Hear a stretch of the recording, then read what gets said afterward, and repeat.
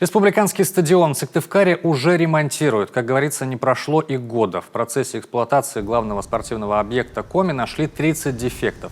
Информацию довели службе единого заказчика Республики Коми. Как отметила исполняющая обязанности министра физкультуры и спорта Коми Наталья Карина, поднялся участок грунта по краю запасного поля и беговой дорожки вдоль улицы Карла Маркса. А еще протекла кровля над трибунами основной спортивной арены. Также наблюдаются сбои в работе светодиодных экранов. Генеральный подрядчик, филиал «Энергопроект» Высокоградня АО «Белград» в Сыктывкаре обещал исправиться. По итогам переговоров между заказчиком и подрядчиком достигнута договоренность об устранении дефектов. Утвержден план-график работ со сроками их выполнения до конца сентября 2022 года.